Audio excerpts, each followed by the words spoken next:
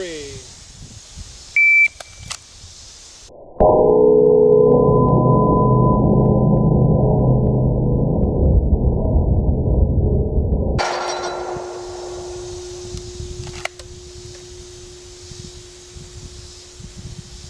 .176, made it that time.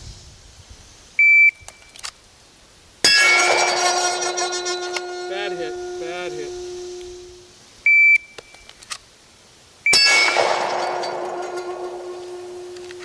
.208.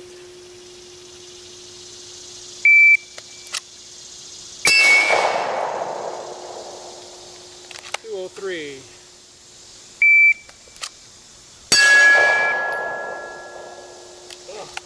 Terrible. Terrible. Still within the head.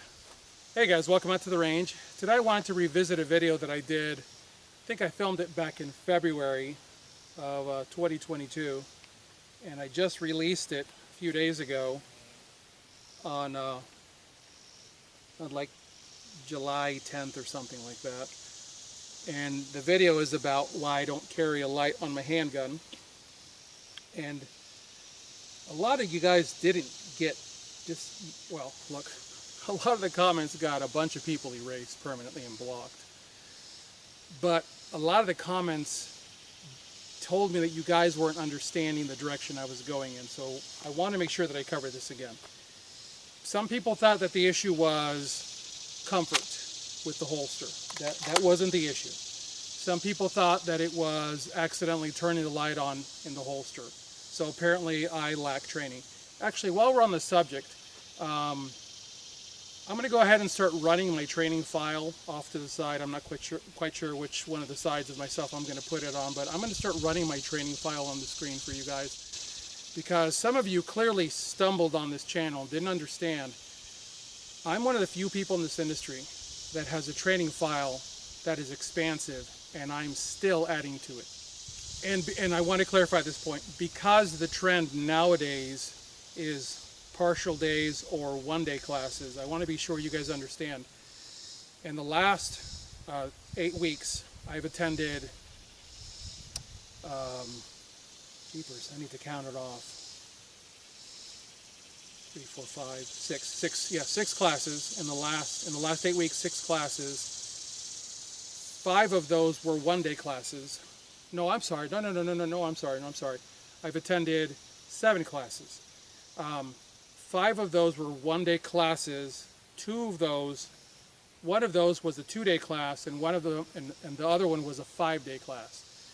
So as I run this stuff, like I said, on either side of the screen here, understand that the vast majority of my classes are a minimum of 2 days. Some of them were 4-day classes, but most of them were 2- and 3-day classes. And like, for example, the 5-day class that I just did with Dave Spalding, I still count that as one class. So I've had a bunch of training. Ironically, in that class, we did some low light. Here's some video of it. Guys, here we go. Harry's technique. Okay,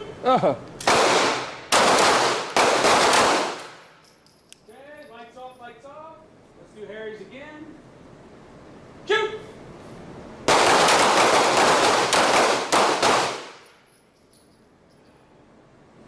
Let's try neck index. Neck index. Ready? Shoot! Kill the light, you don't need it. It's not your security blanket. All right, we're gonna do it again. We're gonna do it again. Neck index. Stand by. Shoot!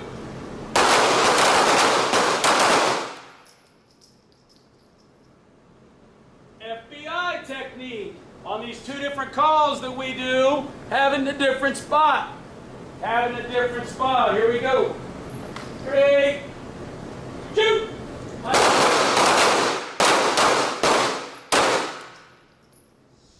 Some of the other comments addressed why my index finger is so high. I have videos on this stuff. One guy said, running your index finger that high clearly tells you that you don't shoot that many rounds, because if you did, you would know that a gun gets hot. Okay, well, my hands are huge. Am I touching the barrel? I'm not touching the barrel, I'm touching the slide. People think this is a Glock 19. This is a Glock 17. I'm kind of huge.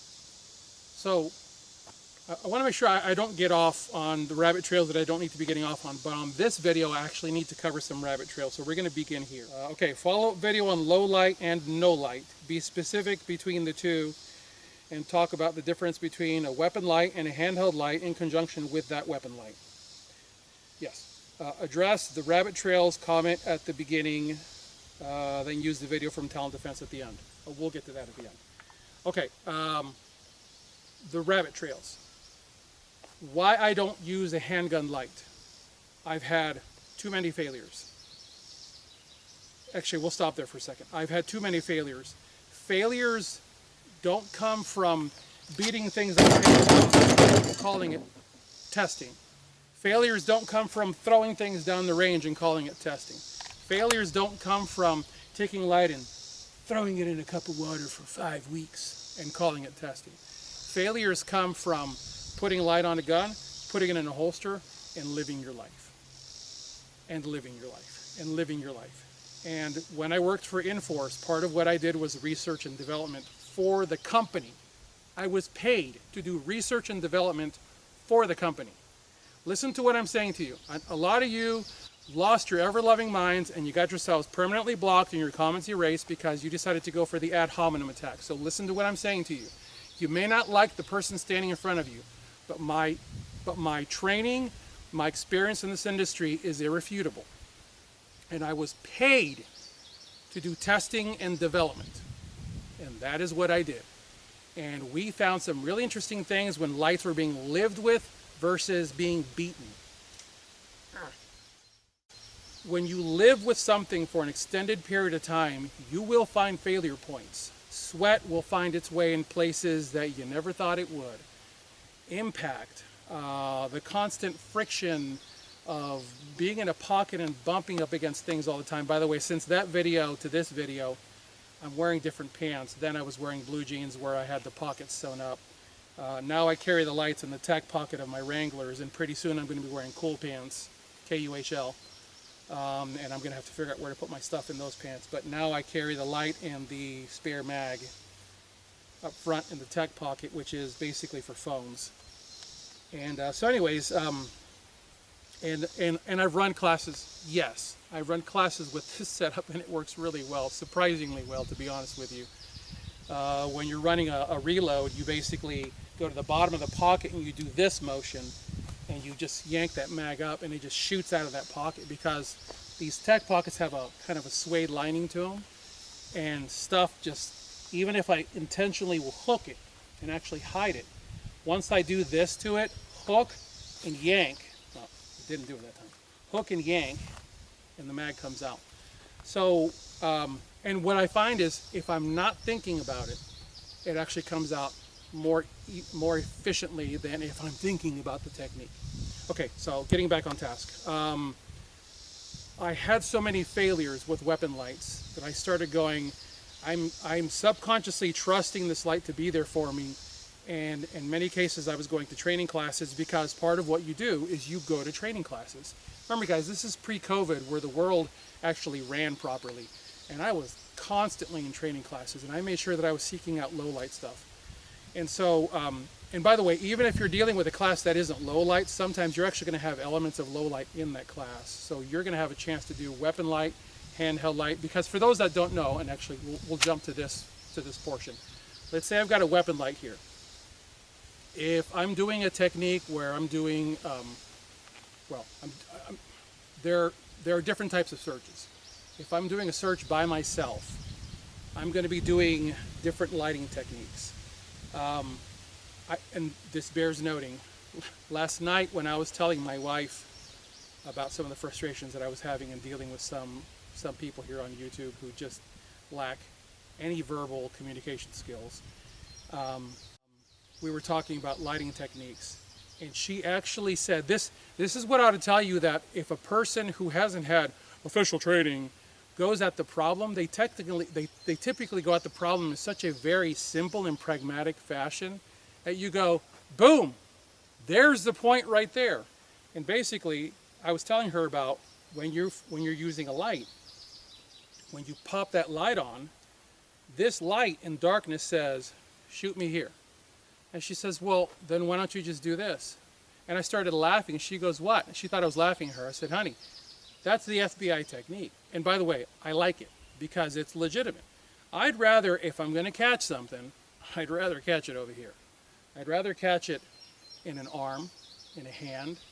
But if I do this technique, or this technique, or this technique, or this technique, guys, I've done them all. I've trained in all of them. If I do any of those central techniques, what am I doing? I'm saying, shoot me right here.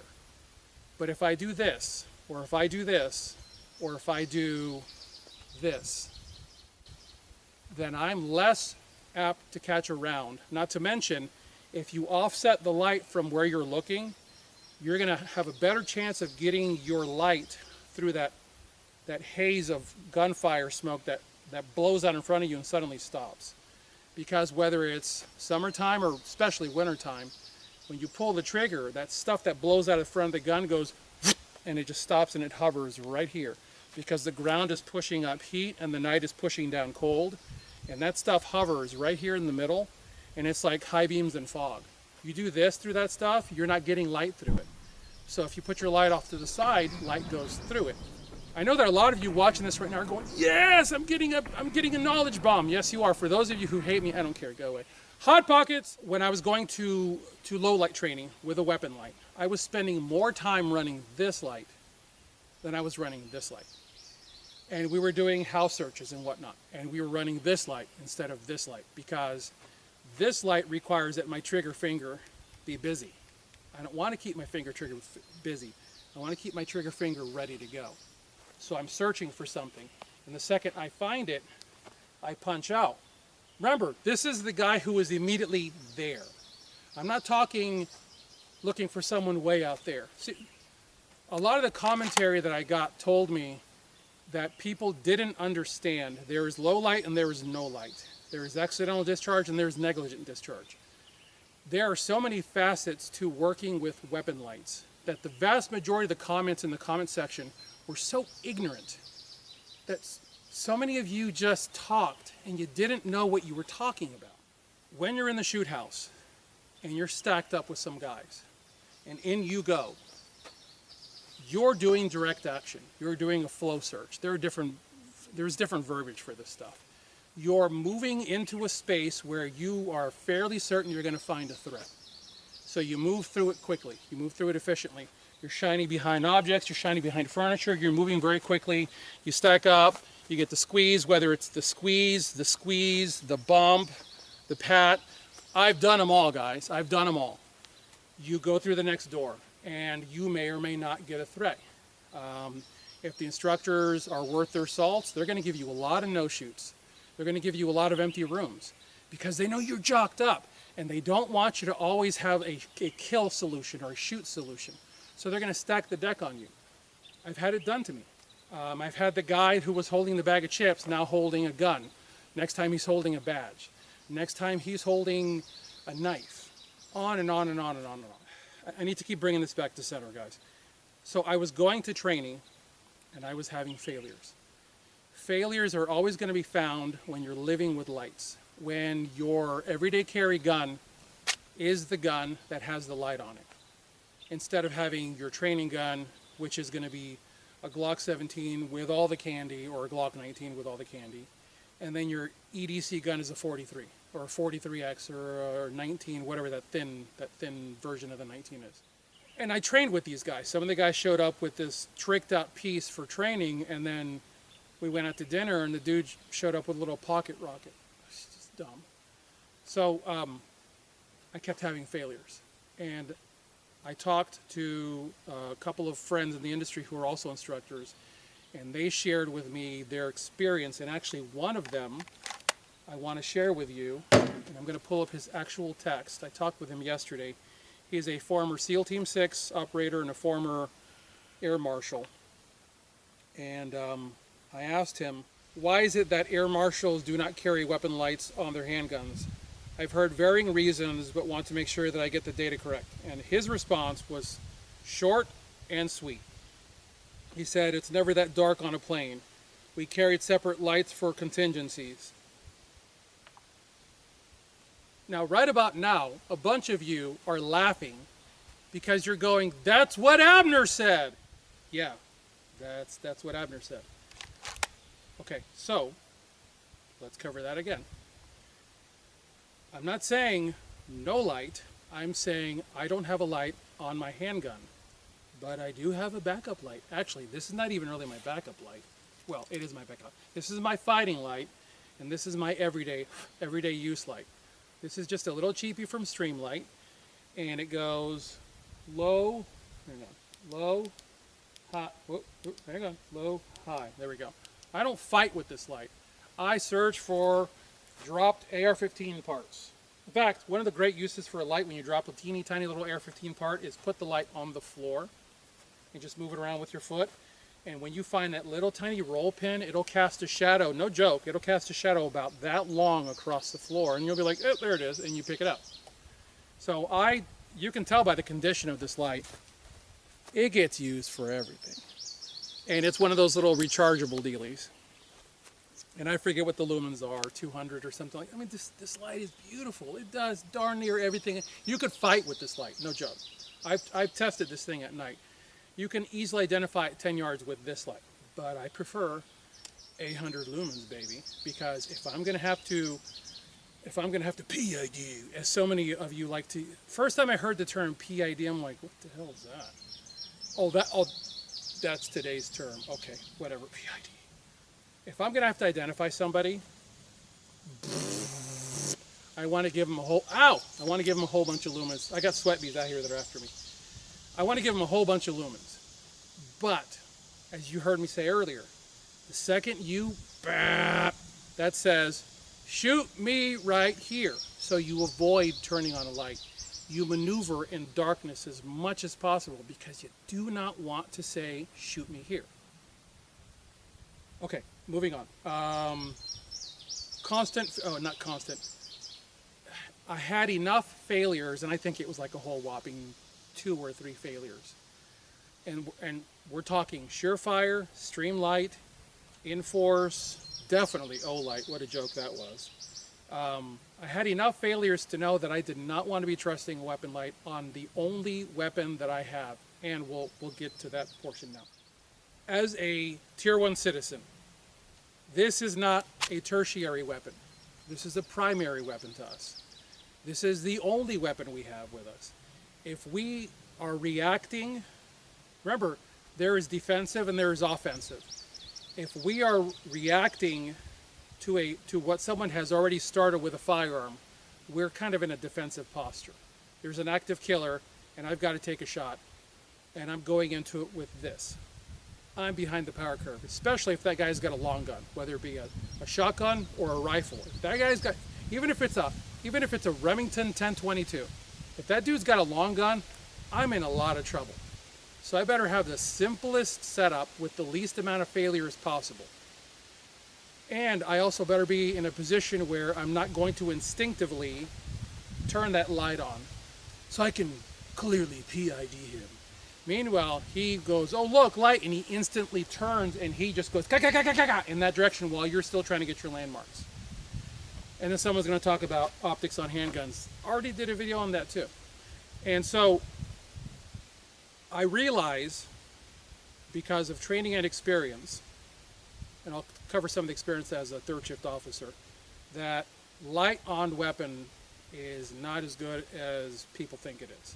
Now, when you're a police officer, it's a different world. When you're a cop, you are hunting people.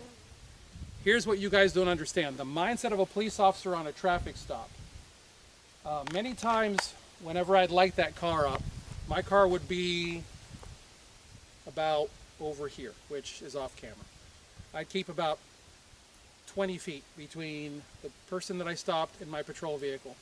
And many times I would get out of my car. By the way, I did traffic stops when I was on second and third shift. On second shift, I would make sure that I did traffic stops after the sun went down, and on third shift, I would make sure that I did traffic stops before the sun came up, because I wanted darkness in my favor. I'd get out of the driver's door, I'd walk around the back of my patrol vehicle, and I'd approach over here and I would stand about here. I hope I'm still on camera. I would stand at the right quarter panel of the vehicle, and I would stand like this in complete darkness with my handheld light in my hand. And I would look into that car. And I wanted to make sure that I wasn't watching somebody going like this, waiting for me.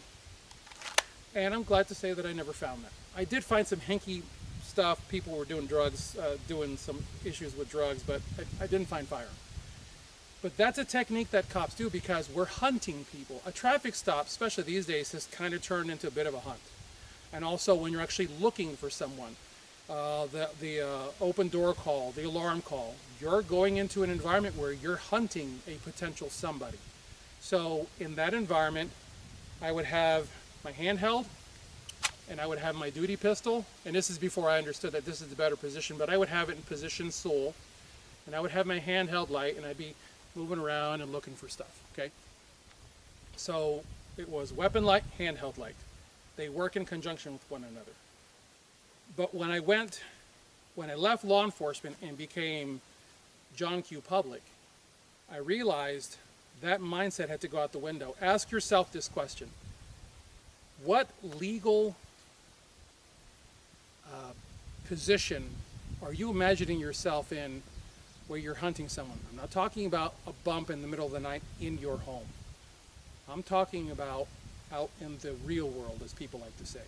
You're not hunting anybody. You're a private citizen. You're an armed citizen. You're not hunting. This is a how could I put that? Defensive, offensive. Does that make sense? Defensive, offensive. I'm not going to be hunting someone. I'm going to be in a defensive posture with a light, and if I can't defend with doing one of those and pushing off, then it's handgun time. Man, I'm telling you guys, there are so many rabbit trails going off in my head right now that I really just don't have time to get into. And I hope I'm making the point this go around, because so many of you got this totally wrong. Okay, so I think I've already covered handgun light failures. That's why I'm not doing handgun lights. Then TTPs, techniques, tactics, and procedures. Also, why I don't like a handgun light. Because if I need light, I'd rather be doing it with a handheld light. And this light allows you to do it this way. It also allows you to do it the syringe technique. So you can actually, if you find yourself in the position where now it's on, you can do it that way. And INFORCE actually makes just a standard push cap for this light, but it compromises its waterproofness, so I tend to keep it like this. There's high traction on this light, which is why I can get away with doing the syringe technique. Yes. Okay, the last thing that I'll close with this. Many years ago, I was at a talent defense class. I forget the name of the class, but by the time we ended up in the shoot house hunting one another, well, let me rephrase that. By the time we ended up in the shoot house in a reactive fight, we already had 2 days of rock solid, because talent defense was rock solid training. We had 2 days on the range of rock solid techniques, tactics, and procedures. Then we went into the shoot house with sim guns. Everyone was issued, because the majority of us had Glocks, everyone was issued a Glock, and you would transfer your light to the Glock. You'd get everything ready to go.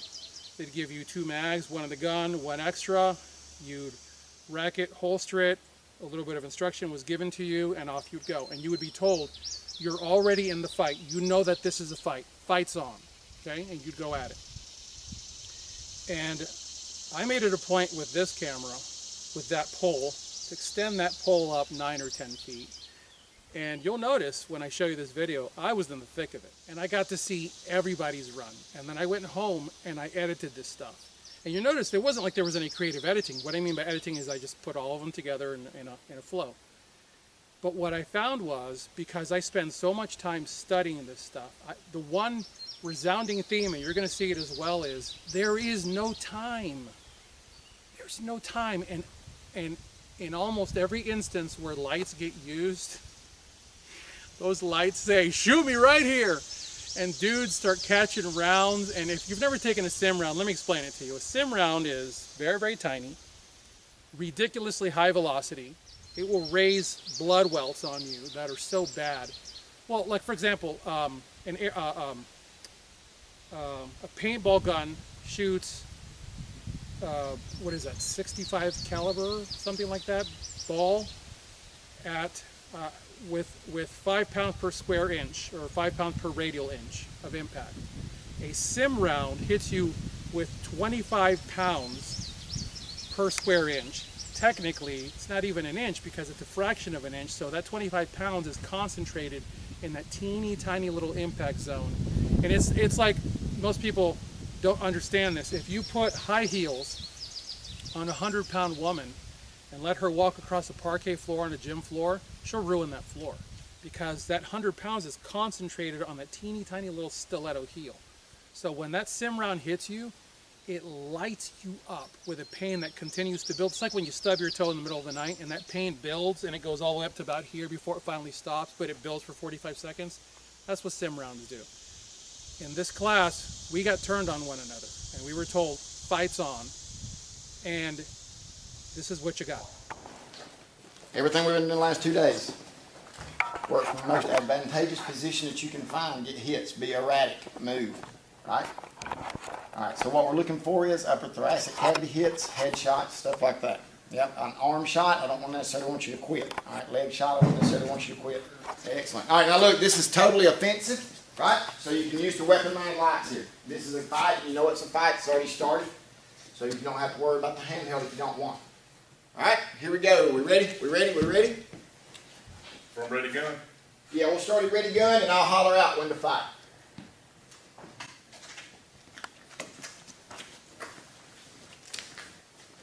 Hey! Up!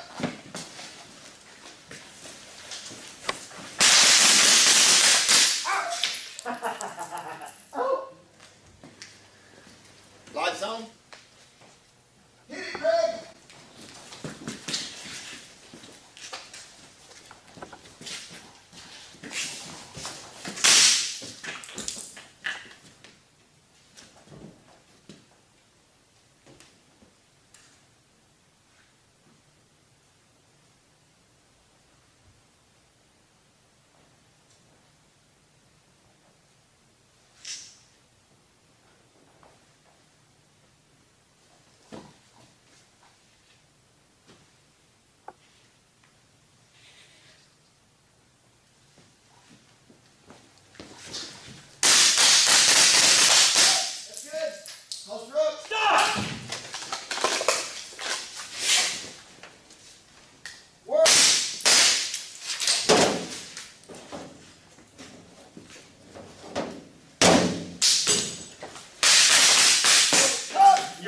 Yeah, I'm good.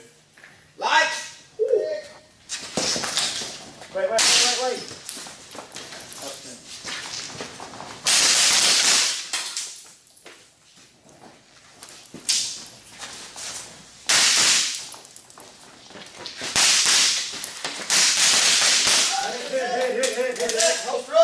Good hits. And then you got me here. Oh, I got you twice in the back, Get a too. picture of that right there, bro. It's just I got him there and there. stuck out. Hell, I'm gonna I chopped the light and tried to kick it at you and then came around. Alright, so That's a pretty good shot of him, though. So Evan, watch out. Pelvic girdle, I'll take.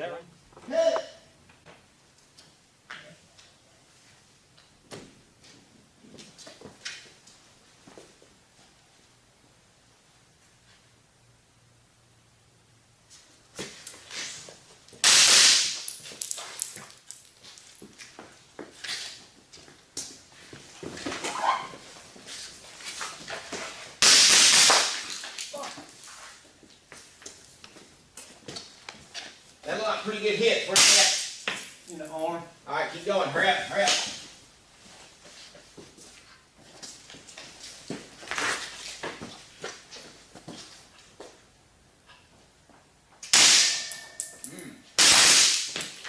Let's work. Hurry up, hurry up.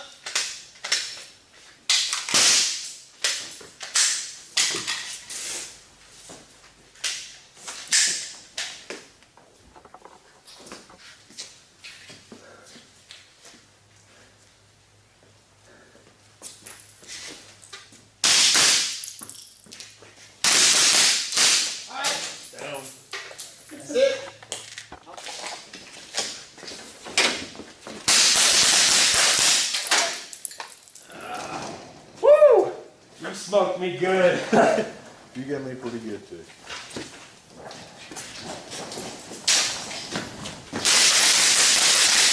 Oh, shit! Now, based on what you guys just saw, I hope that the point has been driven home now. The reason that weapon light on weapon is not really that great of an idea is that environment is an active fight. There's no hunting going on.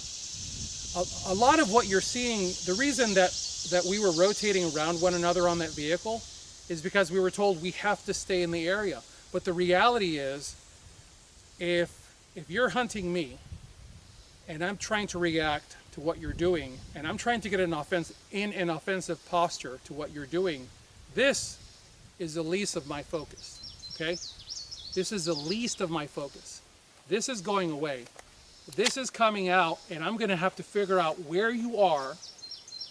And my only question at that point is, can I hit you, or do I need to turn tail and move to a better position? Do I need to shoot, break contact, set up, shoot, break contact, set up, shoot, break contact, set up? We weren't allowed to do that in that environment, but just what you saw in that video alone should tell you that lights on weapon. My friend Gerald right now is going nuts because I'm not. Look, Gerald, hang on. I say this lovingly. Gerald punched me in the nose in a very loving way the other day about not looking my gun into the holster. Gerald, you're right. I need to be looking my gun into the holster. I've gotten out of that habit because I've done this like thousands of times, and that's no excuse. You're right, Gerald. Anyways, the posture of where you find yourself in that fight is. Fight is on, I'm being actively hunted by a bad guy. Now, in the real world, if this guy is coming after me and I'm reacting to what he's doing, the second that I aim a gun at him and I fire a shot, if this guy has any modicum of good sense about him, he's going to turn tail and leave. Because criminals don't like when people go back at them with the same veracity that they come at you. What they want are sheeple. So the second that you whiz around past them, they realize this is not the dupe I thought he was, I'm out. Guys, there are multiple facets to the reason why I do not carry a handgun. I've given all of them to you in this video. I've given all of them to you in this video. I don't think I've actually left anything out. It has nothing to do with comfort of a holster. It has nothing to do with batteries running out. It has nothing to do with, I'm sure I'm even contradicting myself from the first video because I don't think I did a very convincing job of making that argument, but I really hope I've made that argument this go around because this is not just, well, I just don't feel like carrying a handgun online. I just don't like the way they feel. No. Guys, I have people who make holsters for me. My friend Phillip makes some of the best holsters. Actually, the best holsters. This is actually one of his holsters. Phillip, the electrician that I did a video on behalf of the other day. This is one of Phillip's holsters. And it is, by far, the best, most comfortable rig I have ever worn. It is just, I love this holster. It just disappears. Man, I love this holster. This, by the way, I'll tell you now, this is the Tier 1 Citizen holster. Phillip is an electrician. He doesn't have time to make them. And I have said to him, dude, I'm not going to ask you to make holsters. You're an electrician. For me to ask you to make holsters is such a waste of your time financially. So I'm not gonna. Just not gonna. So there you go. You just saw the Tier 1 Citizen holster. When he made this for me, I said, can I pay you to make a bunch of those? And he's like, yes. But then when I ran the numbers in my head, I was like, no. Because Phillip is my friend, and out of love for me as his friend, he'll do this. But out of love for him as his friend, I'm not going to ask him to do it. So no. Okay, getting back to the video at hand. Hope I made the point. Hope I made it clear, guys. I know that this video ended up very long-winded, and no doubt a bunch of you Hot Pocket keyboard commandos are probably going to lose it because I did a long video. Oh my goodness. Mom called! Hot Pocket's ready. For the rest of you that appreciate the efforts, thank you for being here, and thank you for listening. If you're someone who has stumbled on this channel, I'm glad you're here. Because we have something like 11 or 12 million new firearms owners in America, which is flipping awesome. And I'm glad you guys are here learning as much as you can, because this channel is about giving unfettered truth. This is an unmonetized channel. And also, guys, do me a favor. I'll do my best to get on this, but I've actually opened a Rumble channel because with the midterms coming up, the cabal is going to start playing stupid games again. They're already playing games. They're shadow banning people on this channel here on YouTube. Please go to Rumble. It's Tier 1 Citizen Actual, because some donut actually grabbed Tier 1 Citizen. So Tier 1 Citizen Actual is my channel on Rumble. So please just hit the subscription button there. I'm going to do my best to start loading some more videos over there. Anyways, guys, I thank you. Thank you for your support. I thank you for your donations. I thank you for your sling purchases. God bless you all. Get those guns out in practice. Have a good one.